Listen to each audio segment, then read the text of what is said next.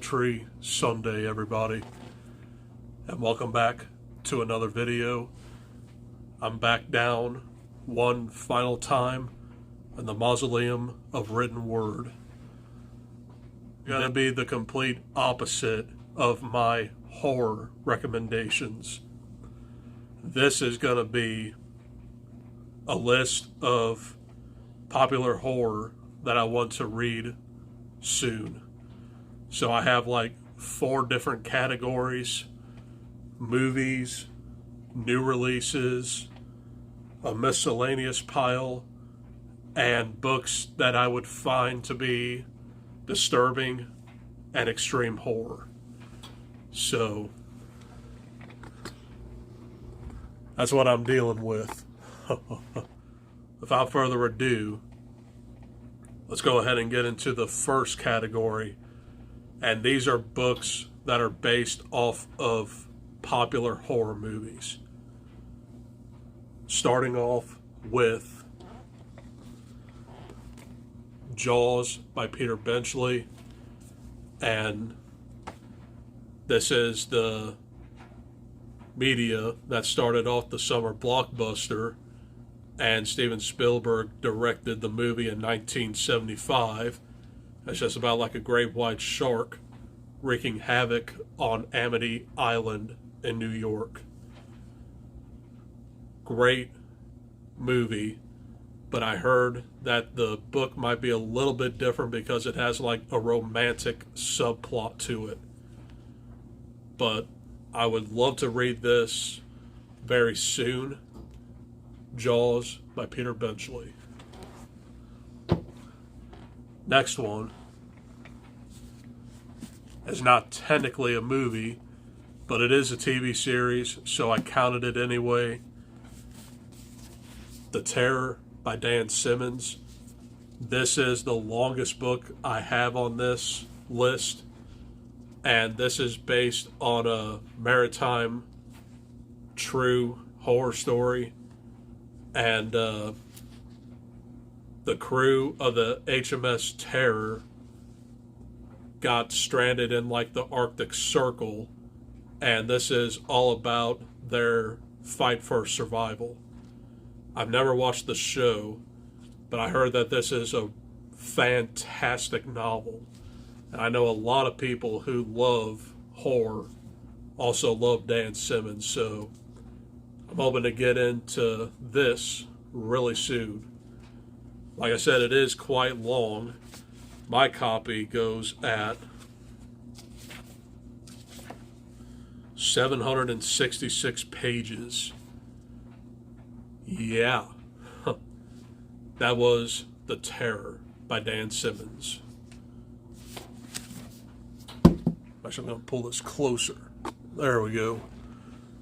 Continuing on, and these next two, don't make fun of me, because I am a horror fan.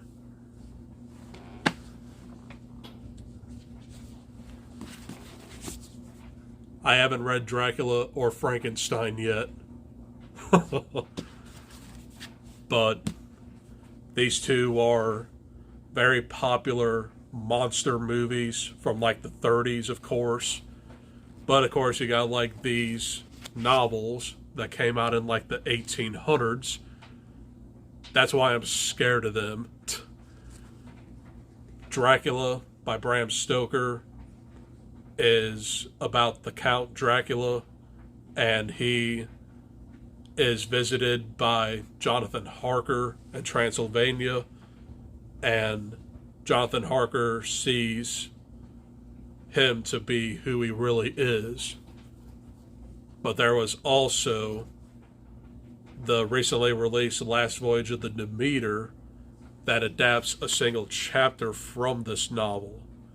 And I actually did really enjoy that movie, so I might read this first before Frankenstein, but that's on this list. Frankenstein by Mary Shelley is about a recently deceased corpse who is brought back to life by Dr. Victor Frankenstein. The monster is sympathetic, but the townspeople realize that he drowned a little girl on accident, and they take matters into their own hands. I heard that this is a very, very depressing novel because you actually feel sorry for Frankenstein's monster. And this is going to be very dense and very literary. Frankenstein by Mary Shelley. Continuing on, I have Rosemary's Baby by Ira Levin, and this is the famous 1968 film directed by Roman Polanski, and this came out the year before the Manson murders. So Sharon Tate was married to him by the time this came out, and she was like 9 months pregnant before she got brutally murdered. But anyway, this is the story of like a newlywed couple who are expecting, and lo and behold, their neighbors, without them knowing, are Satanists, and she is with child from like the devil. So she essentially gives birth to the Antichrist. I've never personally seen the movie, but I would definitely like to read this at one time. Rosemary's Baby by Ira Levin. Followed by The Woman in Black by Susan Hill, and this is a gothic novella, and this takes place in 20th century England, and this is about like a man named Arthur Kipps who is in charge of dealing with the death of a recently deceased widow at a house, and he has to spend the night. Turns out this house is very, very haunted by the Woman in Black. So I've seen the Daniel Radcliffe movie. I think it's highly underrated, and I'm pretty sure that this is going to be a really good one as well. The Woman in Black. I have 4 more in this section, so I'm just going to blow through them. The Ruins by Scott Smith, and this movie was released in 2006. The book was released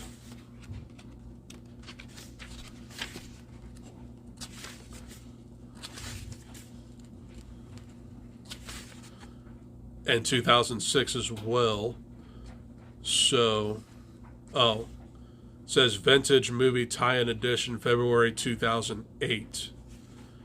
So the movie might have came out like 2007 or something, but this is the story of like college kids who take a trip to Mexico, and they get really stupid, and they decide to go into Aztec ruins, and they don't know that the vines are alive. And this is supposed to be like very, very gory and very creepy as well. And it kind of like reminds me of The Troop in a way, but I think this is going to be a little bit more disturbing than The Troop. The Troop is pretty messed up anyway, but I definitely can't wait to read this, and it's not too entirely long. I heard the writing style is a little bit tedious because there's like no chapter breaks, but there it is. The Ruins by Scott Smith. Ring by Koji Suzuki, and this is based off of Ringu, which was later re-released as The Ring in America. So this is the story of a cursed videotape that holds the spirit of a little girl who was drowned in a well by her mother. And if you watch the tape, you get a mysterious phone call saying you're going to die in 7 days. Pretty self-explanatory, and I definitely picked this up on a whim. Ring by Koji Suzuki. The next one is going to be another slap in the face that I haven't read it yet. The Silence of the Lambs by Thomas Harris. And I do believe that this is book 2 in the Hannibal Lecter series. But this is the best one. And this is based off of the very famous 1991 horror thriller classic. And this is about like a new FBI trainee who visits Hannibal Lecter in a cell, but he's also trying to help her find Buffalo Bill, which is a very sadistic serial killer. He abducts women, he skins them, and wears their skin as a suit. So, I definitely do want to read this and rewatch the movie. I've only seen the movie like once in my life, but I heard that this is a fantastic novel. The Silence of the Lambs by Thomas Harris. And the last book in this section is going to be The Ritual by Adam Neville. And this is an original Netflix movie. Again, I've never seen.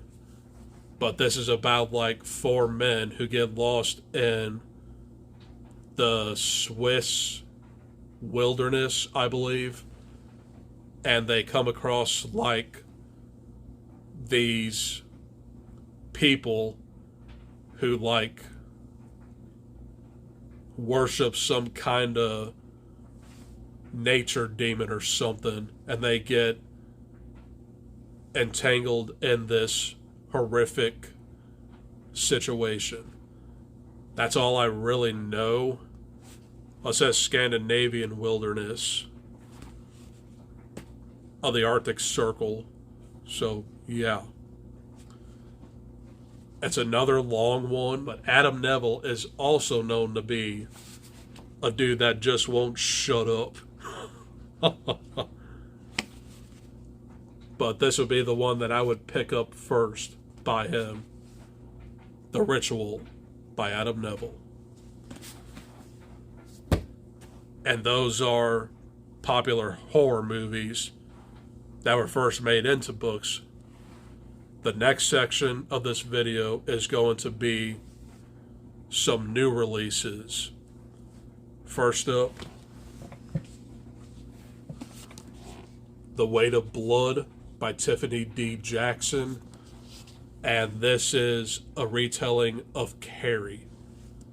So I believe that our main girl is like biracial or something, and the cheerleaders like play a prank on her with social media, and she gets revenge.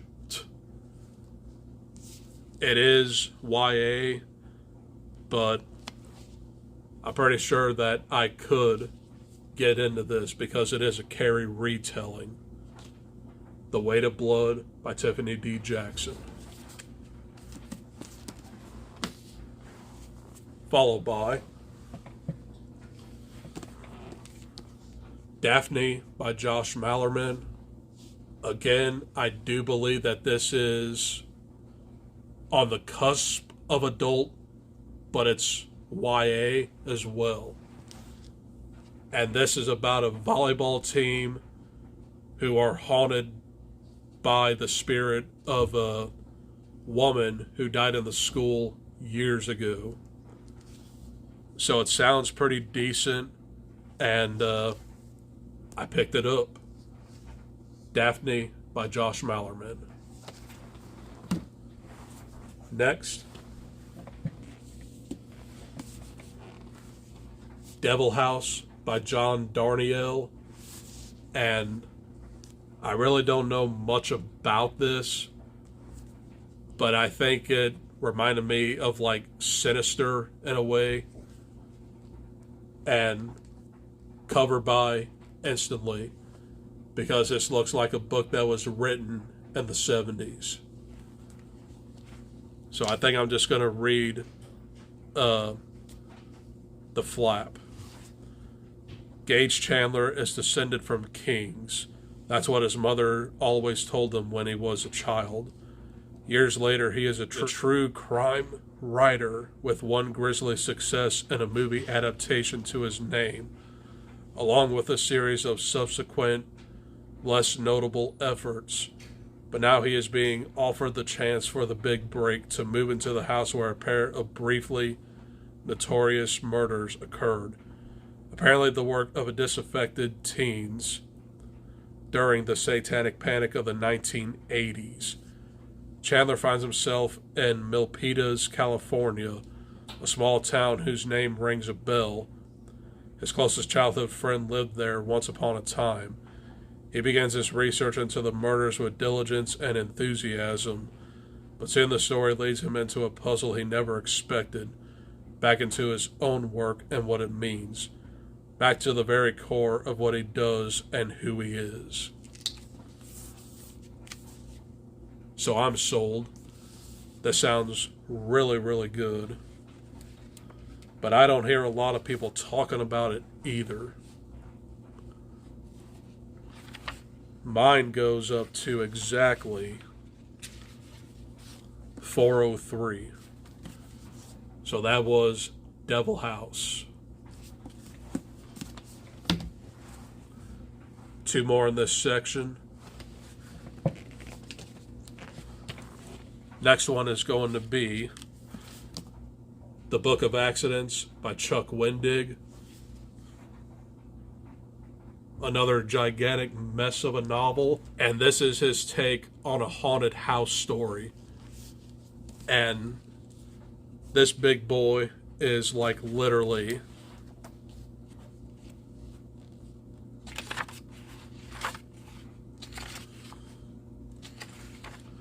(529 pages. So it's about 100 pages shorter than Black River Orchard, but it still looks pretty big. Help me. But this was released, I think, 2 years ago. I just haven't got to it because of the size, of course. But I'm hoping to get to it very soon. The Book of Accidents by Chuck Wendig. And the final book in this section is going to be The Southern Book Club's Guide to Slaying Vampires by Grady Hendrix. This is already a tongue twister of a title.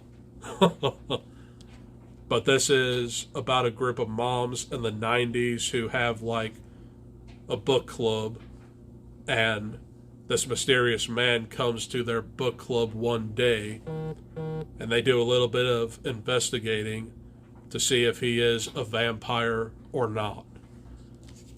This book gives me like Fright Night meets Salem's Lot vibes, but I heard this is a lot of people's favorite Grady Hendrix novel. Again, I haven't got to it yet, but it is going to be my next Grady Hendrix novel for sure. I do have a couple more that I need to get to, and there was one that he recently announced. It had something to do with witches, that's coming out next year. I forgot what it's called exactly, but I'm sure I'll figure it out.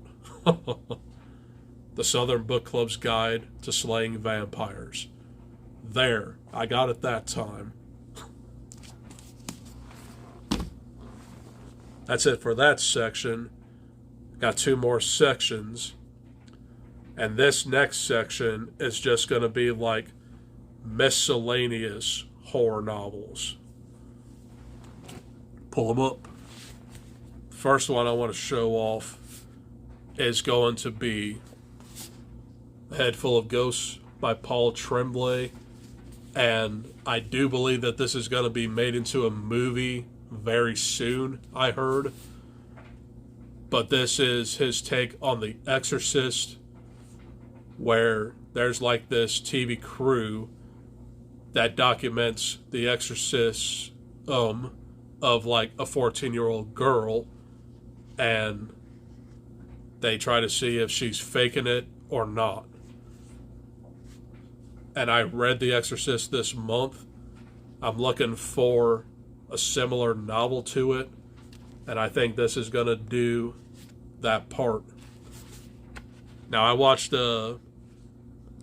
Mike's book reviews about a blog section in this book, and he says it's absolutely terrible, but he said that's like the only bad thing about this book, and that was A Head Full of Ghosts by Paul Tremblay.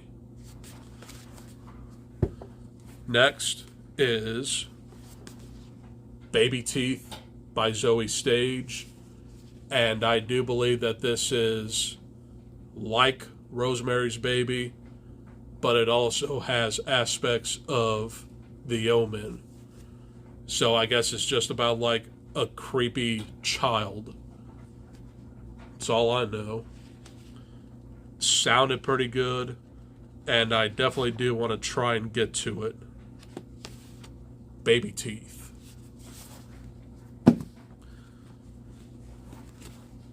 The Deep by Nick Cutter, and this is a deep sea horror novel where divers get a disease called the bends, and it like literally disintegrates you if you go deeper and deeper into the water. But it also starts off as like memory loss. I've heard that this is supposed to be very good, but not as good as The Troop. I mean, that's depending on how you read it, but I really, really enjoyed The Troop. But I never got to The Deep or Little Heaven yet. But this is going to be my next Nick Cutter book. And the final book in this section, Blackmouth by Ronald Malfi. And this is a new author that I discovered that comes on throughout BookTube. And he is like Stephen King, but he writes real life horror. And I believe that this dives into substance abuse, depression, and even suicide. So it sounds really, really good. I know it's going to be depressing, but I'm down for a good slow burn of a novel. Blackmouth. The final section of this video is going to be books that I find disturbing, but also on the verge of extreme horror. But anyway, these 5 books are disturbing and are considered to have graphic content. Let's do it. The first 2 I want to show off are Camp Slaughter and Halloween Slaughter. And these are both by Sergio Gomez. and it is a duology about like cannibalistic serial killers. So Camp Slaughter takes place in like a summer camp, and this takes place during a Halloween party. So definitely can't wait to get the both of these, and they definitely do look awesome.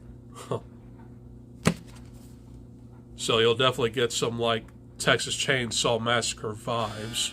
The next book I want to show off is Tender is the Flesh by Augustina Bastarrica, and this is a very short one. This is a 1984-esque cannibal horror novel, and it takes place in like an alternate future where all the cattle are poisoned, so people have to harvest people to eat to survive. Very messed up premise, but I definitely do want to read it. Tender as the Flesh. Now, good Lordy Almighty, these last two books are what I consider to be extreme horror. And this is the Mac Daddy of them all. Back to it. Full Brutal by Christopher Triana. And I recently picked this up this year. This is about a 16-year-old cheerleader who goes around school, and all she is into is depravity and sick, twisted stuff. So she starts a rumor that she has a relationship with her teacher, and she wants to lose her virginity to him. So that starts like a pretty brutal rumor about this. This book goes to dark places, and it's gonna be fun, full brutal. The final book is Brother by Anya Alborn, and this is the story of a cannibalistic family who are hunting random people, and one of the members don't want anything to do with it, so he gets away.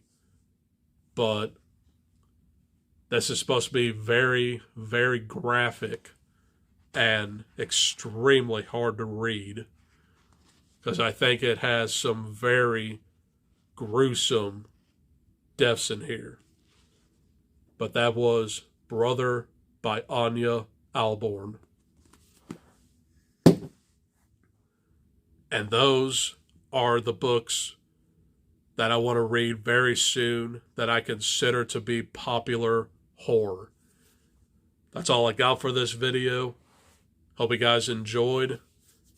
And tomorrow, I'm going to bring the Mac Daddy of this month.